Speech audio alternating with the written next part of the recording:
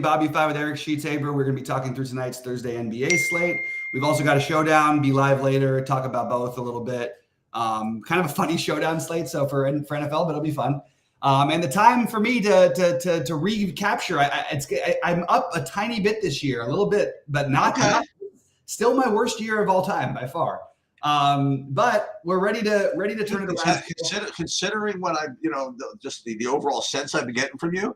Yeah. I mean, it feels like you were down like 800,000. It's like it's just the losing and not and then every time when I do make a run, finishing fifth to seventh basically instead of getting those top three spots. And it's I've had some good runs lately. It's not like I haven't had some really nice nights. I had a good night last night, but I had some really good ones that I could have capitalized on. So I'm hoping to capitalize on at least one more before the year is out. So Sheets, talk a little bit about your night last night. Yeah, so I went out to eat. So I did what I could, but when the Mitchell news came out, I could do nothing. So there was nothing I could do about that. So I had to just stick with what I had, and some lineups ended up okay, but I would have been able to do something different. I don't know what it would have been, and how anything would have changed, but I did have 100%, like 95% sharp, which didn't help. And I don't want to get too into it, but it's actually pretty funny. So for those of you that remember, we were doing the DFS stream at like 6 o'clock, and I just kind of like off the cuff, I was asking Bobby what he thought about the idea of maybe Michael Bridges not playing because of the going for the rec and all that stuff. And I gave it like literally 30 seconds of thought before I came on, and then Bob's, actually sounds like a pretty good idea, whatever. And he's like, we should bet unders on that. I'm like, I don't even know if you could bet unders. And Bobby doesn't have legal sports betting, so he can't even check. And I'm like, I thought it looked like 2 seconds. I don't even check. So he obviously, he only played a few minutes, whatever he played, and then so like this morning I woke up to this entire like huge Twitter war, like so apparently DK/DFS, he's a good dude. He like tilts all the time. He's like really funny. I mean, I like him a lot. He doesn't take himself all too seriously. He does a lot of stuff with like prize picks and props and stuff like that. And apparently, like 5 hours before I even came on, he was like touting this exact thing, like all over the internet, right? Like, and I didn't even know, but he was like all over the internet. Everybody pound the under, and it smashed. And all that happened was he took like incredible heat for doing this. That's so ridiculous. It's like amazing. What do you got to do? You know what I mean? Like, it was an incredible. It was a great line to take, and it made a lot of sense. And he showed people exactly what to play. Play this. Well, who do we feel bad here for? Like the bookies? No, and the truth is, like, even applying to what we do in DFS, there was a way. Like, I was trying to figure out who the other guys would be. I couldn't find it, and I was happy to have 2 or 3 nets. But I wasn't sure about, I can't remember what the guy's name is who put up 30, whatever. Not the Watford, the other one who did, who was minimum cost. But there was a great line to take. And it was, if we had a better feel for who else we might have been playing, we might have been able to capitalize on DFS. And as far as the Mitchell news goes, pretty much nobody could do anything because Craig Porter Jr. Is that right? Craig Porter Jr. would have been so chalky, and he ended up like 5-6% owned because nobody had players left. It was the same thing from the other night. That's right. I guess so. And we could have speculated, but people would have speculated on the Lucas side of it more, so they may not have even left enough money to use the other guys. I also used Jared Allen, which was he had 65 last night. That was my other pivot, just because the money. I remember you said you were going to use him. That's right. Yeah. So it did a few good things for me, but not quite enough to get rich. Well, I want to talk for just one more second. 2 more things about this Twitter stuff. So the big argument against what he was doing was that he was taking equity away from like sharp people who would notice stuff like that like in the future now, like those types of spots, you're not going to be able to play anymore because he told everybody about that angle or something like that. That is so it's and maybe I'm missing some of the points, but people were like really getting on him. I don't know what the hell the problem, as opposed to, and again, listen, I never want to get into this. I know you would like me every once in a while to like get into the industry and like yell at people, whatever it is. Oh yeah. I usually don't, but so there's one post and there's one kind of angle I really want to call out because it's one of my pet peeves. Like when people post like one lineup on there they won like 100,000 or whatever, and they say, "Oh, look how good I am." They don't say it that way, but they're like, "This is like the one lineup," and then people like, "Oh, that's a great lineup." Hey, dude, you played a portfolio of 150 lineups. This is the one that happened to cash. You probably didn't even know you had this until the end of the day, right? So I'll put it out. So Squirrel Patrol, right? Awesome dude, totally humble, totally chilled. He's like the last person in the world to like be like an ego guy. And I'm not saying he was with this, but I just want to call out the intellectual impossibility of this. So they posted up there he won the fadeaway last night, one of his 150 lineups, 100,000. And he said, "Oh, it's so cool that 4 of my 5 core that I gave out was in this lineup." Okay, dude, just freaking chill. You know what I mean? Like, I really don't want to hear it. That 4 of the 5 core that you put out there, like 4 of the 5, I don't even know which one happened to be in that lineup, and everything else in that lineup was like Jeff Wilson, like all these other guys that were like whatever it is, as if you told people play these 4 and gave a roadmap to how you could have made get the rest of this. I don't want to hear it. Okay, so again, maybe this is me over analyzing, but like tonight's showdown slate, I promise you, I give you 5 cores, probably 4 of them are going to be in the optimal. You know what I mean? Like if I play 300 lineups or whatever it is. So don't listen. Good job with getting the 4 of the 5, and I'm sure those are the 4 highest owned in the bunch, right? Yeah. In there. And props to Squirrel Patrol, one of the best there is. But that type of marketing is just not for me. It's very unlike him, just in general. So it never bothers me. That's what I'm saying. Like it probably was an innocent thing, but he's smart enough, I think, looking back, to say, yeah, maybe this isn't the greatest representation of how you're supposed to, because he's so good that there are other ways for him to promote how good he is, except for that. I didn't see his shows though. If he would have said all those things on the show, then I would give him the credit because or if he says, okay, here's my 5 cores. What you should do is play these and then like go for max randomness and use your optimizer this way instead of like, I don't know what he does, like this, and this. Then like he plays his own lineups, 150 here, this and that. Oh wow, check this out. This is the winner. Hey, look at this. 4 of the guys I mentioned on TV are in this. Let's talk about that. Yeah, I don't know. I know it's not your thing. All right, he's well, awesome. He's awesome. Other guys I hate a lot, and that he's not one of them. No, I like him as well. I think he's a terrific DFS guy. Anyways, we'll jump into today's slate. Yeah, so let me just tilt one thing that happened again. Oh yeah, let's just show it. Not even whatever. So the one thing that happened to me, I never play these qualifiers, honestly. I happened to play this one. This was like a big buy. This is like 400. You know what I mean? I mean, for me, I don't like to play a big qualifier. We play one spot, right? Right. I mean, look at this. It's 50,000 for first, like 1,100 for second. You know what I mean? What the hell? Right. And I got into it, and I got really, really close. And these are the 2 that we had different. We had the same other guys in the lineup. And I lost by 2 points. It's a little. It's tilting. It's a little bit tilting. It wasn't quite as tilting because there was actually, like, after this, like after these guys already finished, a huge sweat for second for my 1170. I held off like in that last possession in the Luka game. Like I needed both Allen to not get a rebound and Luka to not make a shot. There was like, if any more points were scored by Luka and Jared Allen in those last possession, I would have lost second. So what that means is that if I were in first, I probably would have lost first with that also. So it could have been a really great sweat. But anyway, it's like ultimate bet in poker. Like just when you don't want to play, they give you some success. Maybe I'll play one of these again. Just because it got so close. It was so close, man. Maybe they'll sucker me into another one of these days. But anyway, let's I guess share my screen with the basketball. And you already mentioned that there was a couple of chalk plays that are showing up, and I guess we'll go through game by game and figure this out. Now, a couple of things. First of all, live sweat tonight because we do what works, right? And last 2 live sweats, I won a showdown slate. So good choice. We have to do it. Not only that, but it's a nice full slate that goes deep into the night. It's like the last game was like 10:30. So we'll be able to do some NBA. We'll be able to sweat the hockey. Excuse me, the football. So 11 p.m. not 10:30. We'll do 11 p.m. That's good enough to catch the last quarter of the or so of the game, and of the football game, and then we'll sweat basketball after. Yeah, if there's a basket, yeah, and there may not be as much. We'll get into it. There may not be as much relevant in that last game, but we'll see. All right, let's talk about it though, because we've got some good ones right off the bat. Well, we've got a good one coming up right after this one. Do you have anything that you can talk yourself into on the Detroit side? And what are your thoughts on Boston with no Jaylen Brown? Because I don't know. I still don't find a lot that I want to do here.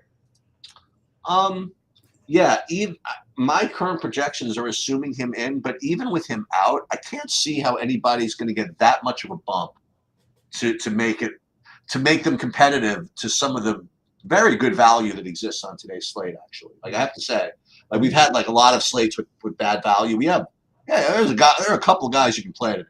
Okay, absolutely. So you don't need to play like, let's say Peyton Pritchard ends up projecting for 4.5x, whatever it is. You don't have to play him. So I guess we'll keep looking at this Killian Hayes being out thing, and it's possible that, I don't know, I'm just like spitballing here, Jaden Ivey, but I'm really not getting anything in this game right now. Yeah, it's going to be interesting. I mean, Detroit, don't be surprised if you see something shuffle up that might make us change something. I mean, they've lost 27 in a row now, time for the record. They're desperate to they really are trying to win. Like they just can't. Well, is this to break it today? Is this the what? Is this to break the record? I think it is, but I have to double check. Because they're a lock against Toronto in their next game if they break the record today. Yeah, I mean, it's going to be very hard for them not to break. I mean, you don't usually see 14-1. The Celtics are minus 1,400. What's the spread? 21 in this game or something? It's actually like it's only, I say only 17. Well, because Brown's out probably. Yeah, so it's got an adage. I can't find anything to do here. Hayes is supposed to play tonight. If he ends up starting, I think you could consider it just because they've been so bad as it is that trying to get a win and using somebody different might be something you could do.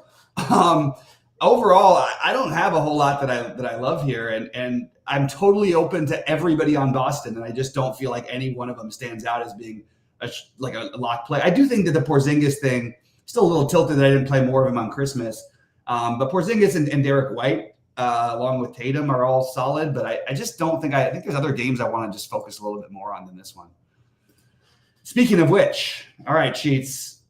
So Indiana, Chicago, two of the top plays on the slate are from this game and at the same position. So Andre Drummond, I have him rated as the top overall play at like 6.5x or so. And then I have Jalen Smith actually at not quite as good, obviously. I mean, he's 4,900 anyway, but I have him at a good 5.5x as well. So I like both of those guys. And then also you have another, chance to play DeMar DeRozan. He's a little tilting when you play him. I mean, it just seems as though he's just never going to get there, and then he just kind of always does in the fourth quarter. It's obviously a big pace game, pace up spot, playing Indiana as usual. So I'll go back to that. I mean, he's going to be pretty popular, but I think between Drummond, DeRozan, and Jalen Smith, you have three guys that are, from the same game that are, top 4 or 5 point per dollar plays in the slate. Yeah, I think this is just a very clear stack spot to me.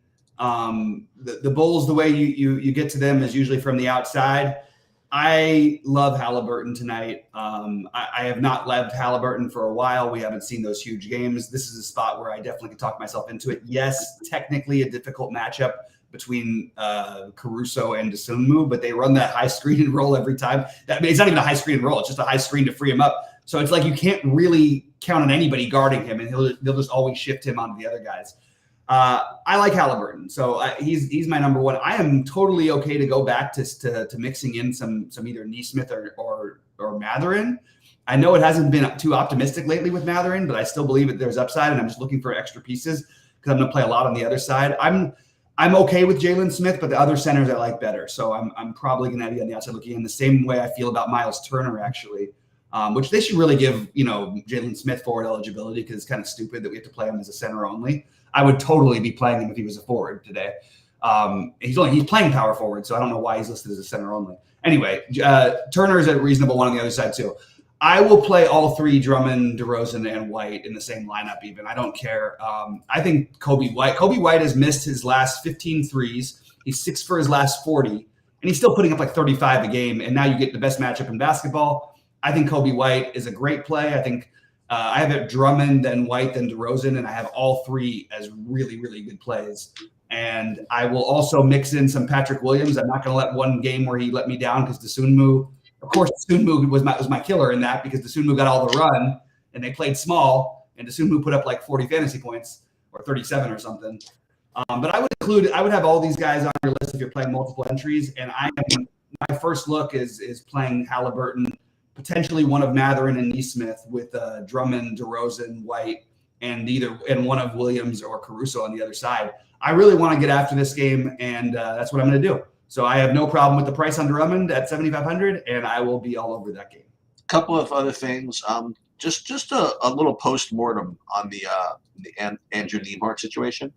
So you'll recall that 2 games ago he played 36 minutes, and because he got the 36 minutes, everybody made him really popular on Boxing Day. Despite the fact that even though he was like 8 for 10 from the field, 5 assists, whatever, he only scored 25 fantasy points in the 36 minutes. So he was a little less owned because when the Drummond news came out, but he still was pretty high owned. And he busted, and people were like, oh, what the hell happened? Nothing happened. He played the same 34 minutes. Yeah, it was a standard game. He was super efficient, as he was in the previous game. Right. He's just not a guy that's going to score a lot of fantasy points. Not with Halliburton in the lineup very often. Right, exactly. So that's an interesting lesson to be learned. They also have like 700 guys who play that position. Even though Bruce Brown is out, he'll get the minutes, but he's not going to get the look. He's the lowest usage guy of all their starters. Yeah. He has 5,500, and he's going to have some ownership just for what it's worth today. I would rather play the other guys. Can you make a no ball analysis to try to fade some of the Chicago stuff that maybe Drummond can't keep up with the high pace of this game? Yeah, I think that's a good point, and I did consider it. I actually think though that he does play at a pretty good pace. Okay. The issue I had with him was that the Isaiah Jackson, when he comes in, that's a fine matchup for him. The problem is both Turner and Jalen Smith like to hover around the outside of the 3-point line. So it's going to be a little bit of a weird matchup with Drummond. The problem is they don't really have, other than Terry Taylor, I guess, or maybe we talk about the Terry or Sanogo or whatever. They don't really have another option. You know what I mean? Yeah. Patrick Williams going small with him at the 5 doesn't seem like the right idea. So I don't really know what else to do with it. I don't think you have to lock Drummond in. I think there are plenty of other plays you could talk about because we've got some other value. You could play Jalen Smith and do up Reith instead. You know what I mean? There's plenty of other center things. I just like the matchup. I'm not gonna miss out on it. And I think the pricing might keep enough people off to where, hey, if you tell me he's going to be less than 30%, then I probably would have 70%. If you tell me he's going to be 50% or more, I probably would be slightly underweight. Can you make the another no ball argument for? So you say Indiana gives up a lot of threes. That's why you like Kobe White, for example, and they're obviously a big transition team. Whatever, maybe DeRozan with not the majority, but a good amount of his production coming from the mid range might suffer a little bit. To where it might be over projected. No, I don't know. I don't think. I actually think they're being under projected. Both he and White. Okay.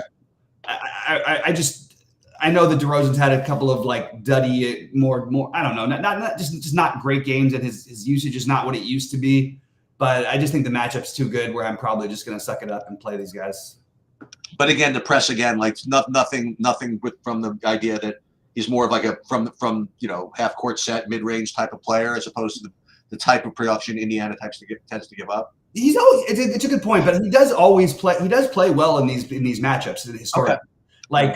Like against Milwaukee is the one we see a lot, but he's had some really nice games against them as well. And it's just so hard, you take Levine and Vooch out, and I still feel like these guys are just very, very reasonably priced, and I wouldn't surprise me if you saw all 3 of those guys get 50 plus. In fact, I think that's a very likely scenario tonight. Okay, you want to move on to Utah, New Orleans? Yeah, Utah, New Orleans. All right, Sheets, start us off here. I got the 3 mid-range 7K guys in New Orleans is all kind of good plays today.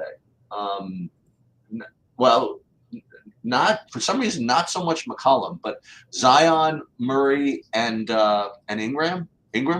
I think I had all three of those guys looking pretty good, and they're all moderately owned, 15% or less. I have maybe Ingram a little bit higher, but so I like those three guys. I don't really like too much on the Utah side as it currently stands, but I think one of those three, Ingram, Valanciunas, Zion, certainly makes a lot of sense.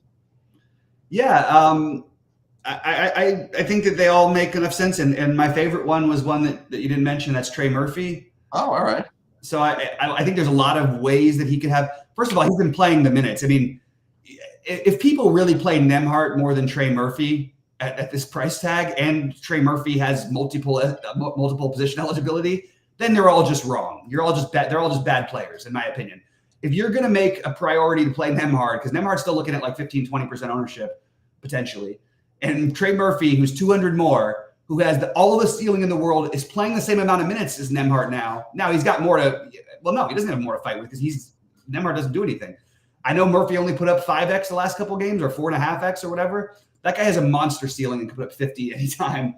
So in this type of a game scenario, I think Trey Murphy is my favorite Pelican, but I agree that all of the other ones are totally in play. It's just Murphy's the one that stood out to me as a guy I could get low ownership on, and he fits the hey. If New Orleans blows him out, I think he gets that. I think he gets a good chunk of the blowout run also, and we see Utah just get blown out all the time. And even if he doesn't, he's still going to play minutes anyway. So I'm into the Murphy idea personally, but I think you couldn't go wrong with. Basically, there's 7 players from New Orleans I think you could strongly consider, and I'm not going to fault anybody for any of it, but I just like Murphy the best. So you have Dallas and Minnesota, and listen, I spent like the last 3 hours of the day yesterday like sweating whether Luka was going to play. He had a questionable tag all day long, and because it was like a back-to-back, and at the end of the day, he decided he was going to play. He's coming in with no Q tag today. I'm not. I guess it's because Minnesota is one of the best teams that he's just gonna have to play, I guess. But I'm actually very, very surprised that there's no Q tag on him. That doesn't mean that he has to play, by the way. It's like he still could be out. But I have him projected as in, and I'll tell you what's a little I won't say annoying, that I'm not really getting anything on Minnesota. We did this for a good period of time, is play guys against Dallas because they were, playing really, really fast and whatever it is. And I'm not seeing too much. I mean, all I'm seeing is stuff like Anthony Edwards at 9,300 at 2% ownership. Not projecting all that great, but hell, I mean, I don't know. I'm not throwing him out of my pool. I would probably take a shot at that if you want to know the truth. And if Luka plays, listen, tough matchup, but I mean, far be it from me to say to not play him. So what can I tell you? Anybody else from Dallas, I'm not really getting to. So I don't know. I guess Live would be my favorite if I had one. What do you like here? Of course, Jolly's in chat talking about how he's betting on Detroit to get the upset tonight. Let's go. Save your money and do not do that. Let's go. I'm down with it. I'm in with it. They have no chance. I rarely say that about an NBA game because everybody has a chance. I don't think they have a chance. Well, I guess we'll see if Boston rests anybody else. All right, Dallas, Minnesota. Yeah, having a hard time. Like Luka's like clearly the best spend up on the slate as he is every slate. I don't care if it's a tough matchup. It's actually just better for him. This is going to be a tough game for them on the back-to-back. They're 10-point underdogs. I don't know. I'm having a hard time doing anything here. It's just that Minnesota's pricing. We would be happy to play some of these guys. If Cat's out, then sure, then we jump on Edwards. But for me right now, I don't have anything here that I really want to play outside of Luka. And even that, I am going to have a little lower than usual. The only thing I would just point out to everybody is that if Luka was like 7,800 and always scored like 45 or 50, and that was like his minimum, and people would just play him every slate that he was that price. He's the same thing. He's just 11.8. You know what I mean? But he's going to put up 65 almost all the time. I mean, that's basically what he does in any kind of competitive game. He's always going to get 65 or more. And sometimes he'll get 100. All that to say that, again, probably not going to get interested in this game, but I think there may be a chance somebody may sit or something later on the back-to-back. We're just going to have to wait for that news. Maybe Seth Curry sits, for example, or something like that. I don't know if it'll make much of a difference, though. All right, Memphis, Denver. Sure. Memphis, Denver, the top guys that I have in this game are both on Denver, and the top one is actually, from a point per dollar perspective, is Michael Porter Jr. He was the guy that I got in an argument, not an argument, when I was talking to the stochastic guys about their projections, because they had Michael Porter Jr. on FanDuel when he's Michael Porter on FanDuel. Right. And it was like messing with my stuff. Anyway, I have him rated really, really highly today. And then I have Jokic as obviously a really, really strong play.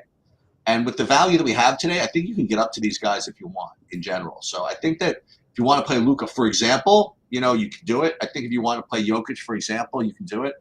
And in a similar way to Luka doesn't have the greatest matchup. Jokic doesn't have the greatest matchup either. It's not, well, I mean, I hate to say that anybody's a good, can stop Jokic or whatever, but Memphis does a pretty good job, so it's not exactly like free money at 11-3. Let's put it that way. But I don't know. Maybe it is. I don't know. Anyway, Michael Porter Jr. looks pretty reasonable, 6,100. I do show him at 30% ownership, and part of me wants to make the case that he's not like a high ownership type of guy you want to play. I mean, you're staring at this 40-minute thing, which I think is what part of the reason why he's getting projected up this high. And look, if he plays 40, okay, 40 minutes is one thing, but it is the first time he's played 40, like in a long, long time. 30. I mean, I think these outcomes are a little more likely, especially against Memphis. You know what I mean? I don't know. I don't think that I need to play him at 30%. That's going to be my end take from this game.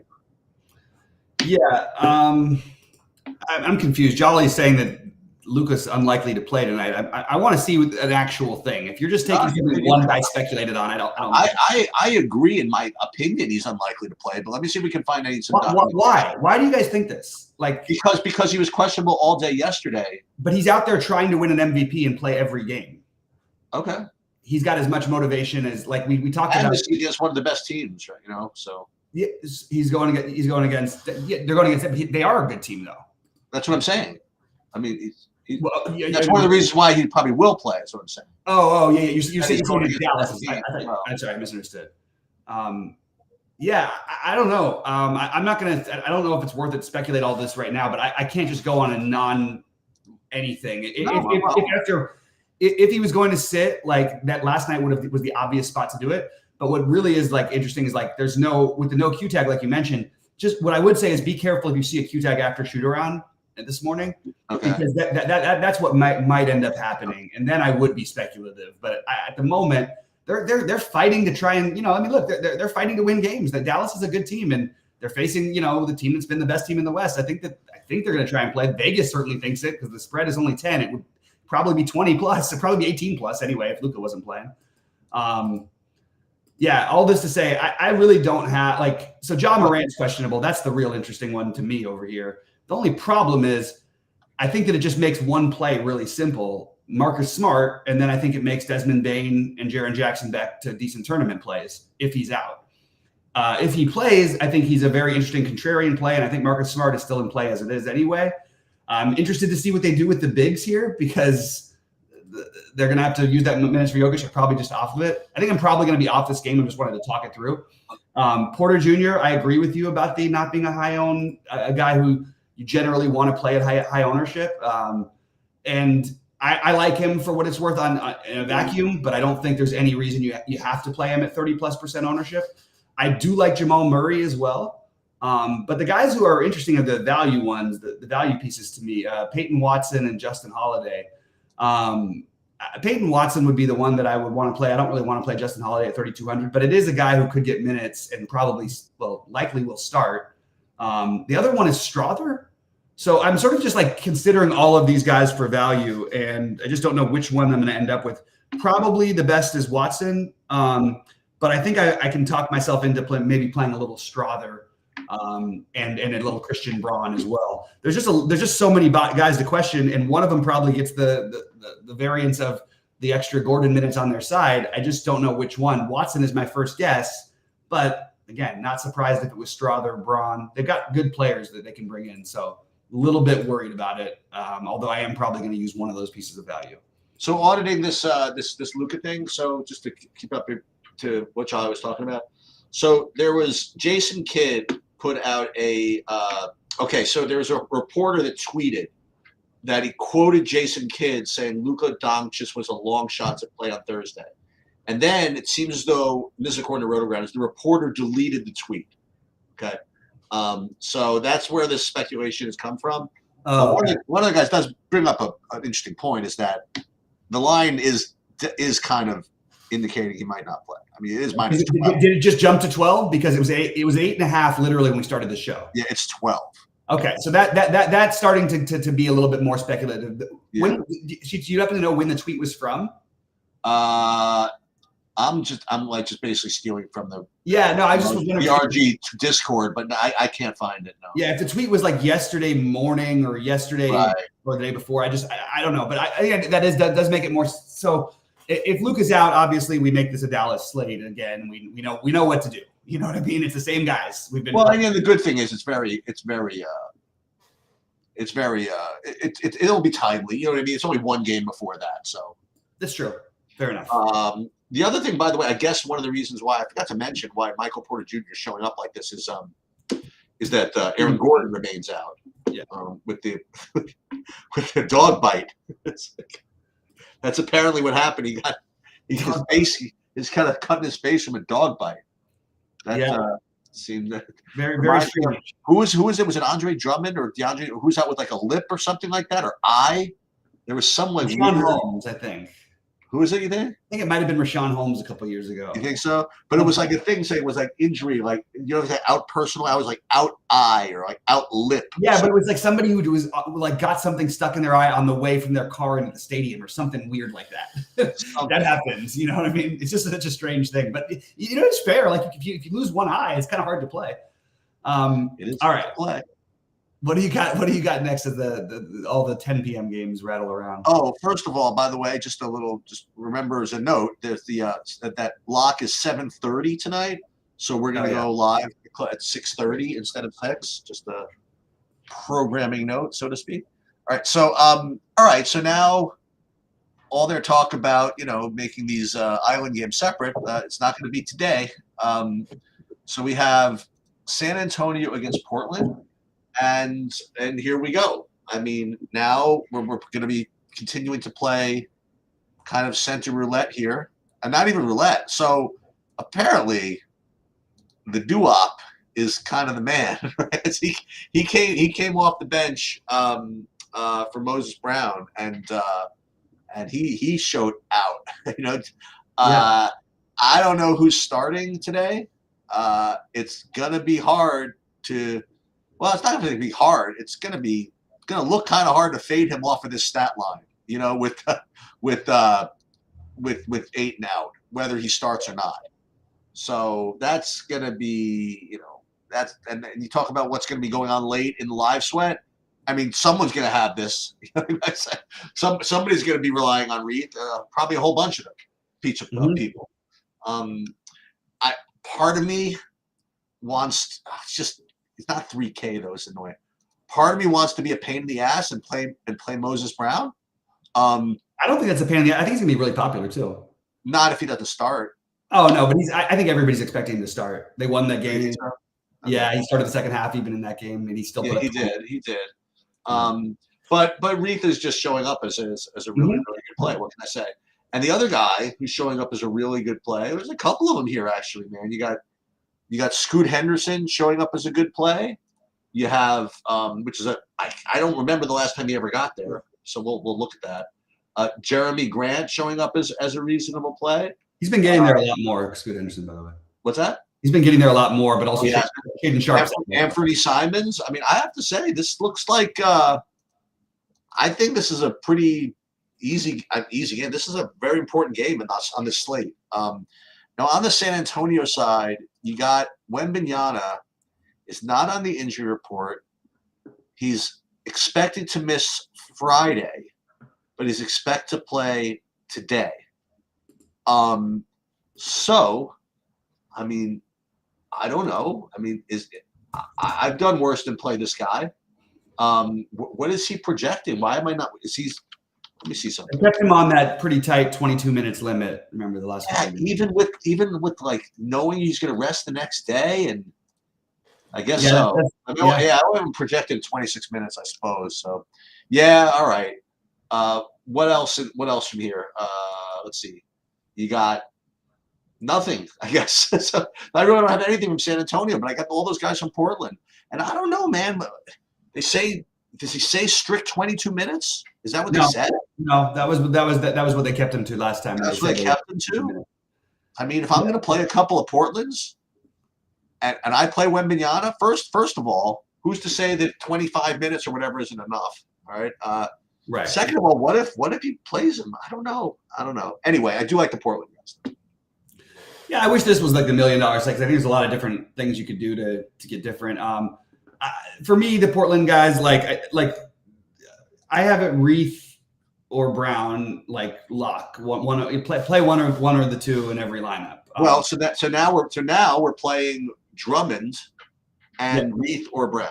But you don't necessarily. But I don't think Drummond is a must play. Although I'm going to treat him more that way. Okay, you think that one of these guys is more of a must play than Drummond? I just think that this value is so much better than any other value, and you could literally even if it's, by the way, if it is whichever one it is, they're one of them is probably going to get close to 10x tonight. Yep. It would be unlikely to me that they both exactly even out at and even still, they probably still 8x. You know what I mean? So I'm going to just play it.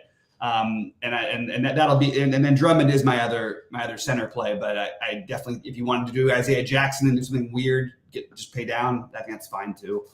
I like Simons as my second favorite Blazer, and I'm sorry, my third favorite. Well, I guess behind Reith and or Brown, and I don't think I would play them together, but I also don't think that I think you probably will get there even if you do. I just think there's other ways to go.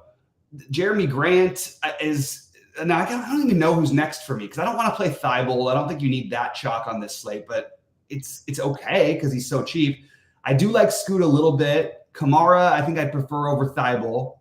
I don't know. I'm struggling with it. Jabari Walker, maybe that's the answer of who you play along with one of those two because, he put up 26 in the last game also. He's been good off the bench in these situations in the past. So maybe he gets a little bit extra run. And I like the idea of what you said of taking a shot with Wembanyama. I think that the projections are way behind on him, way low on him, so it's going to keep his ownership low. But Wembanyama, Vassell, Sohan, Keldon Johnson, I have all those guys in place, as well as Champagny. So this game does feel like a game we can target. I prefer the Indiana-Chicago game, but this is game number 2 for me. So it feels / looks like that 36-point Scoot Henderson game in this last one. I mean, I think it looks like that those 11 assists like kind of scream outlier. Just based on my who's 11 assists? Scoot Henderson's. Oh, I don't think so. He's been way more. His usage rate right now, I think it's ahead of everybody except for Simon. Another one where he had 10 assists also. Okay. Yeah, he really only had he's just been, I've watched them because I was very high on Scoot, and then I had to listen after 5 games. Everybody said this guy was the biggest bust in NBA history. The dumbest thing I've ever heard in my life for a 19-year-old kid. I think he's playing really well I think he's playing much better to get back into it. And his usage has gone, he was down in the teens early in the year, and now he's back up in the mid to high 20s, which is pretty damn good. So I wouldn't worry too much. And I don't think it's an outlier or anything he does. I just think that they're going to all come randomly. You know what I mean? He's going to have 30 real life points in the game, and then he'll have 0 real life points in the game. That's just who he is. All right, talk about your man here. Yeah, what you're going for. I guess it's kind of a tough position though tonight. So let's put it that way.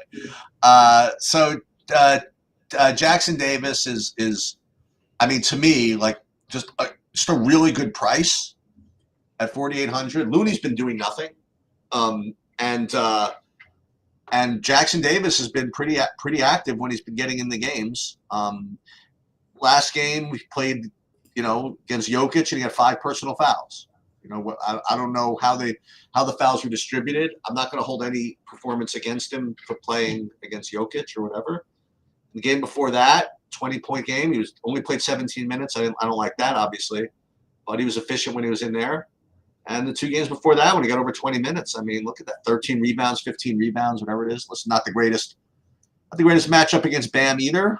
And the problem here for me is that those other spots are just better. You know, like Reith is just a better play. You know, and Drummond, you know, is a better play. But I'll tell you this: that if I'm feeling it and I'm in the mood and I need it, and I can swap like Reith for Jackson Davis on an emergency basis, you know, somehow at a fraction of the ownership, I'm going to try it, or I'm going to be forced to try it. Let's put it that way.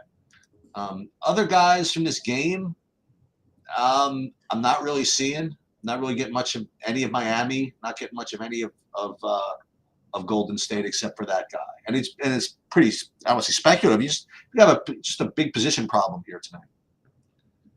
Yeah, I'm trying to figure out what the hell I want to do with specifically with Golden State.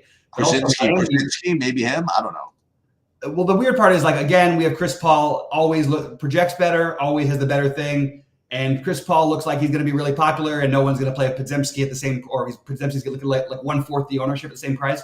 I'll just say that Chris Paul never gets there. Podziemski just is absolutely smashing. Yeah, he is, isn't he? So just throw that out there for what it's Sure worth. is. Seems like a strange thing, and it is weird because he's not like super, like, they don't run the offense through him, but he's active enough, and he's really active on defense. So I don't know.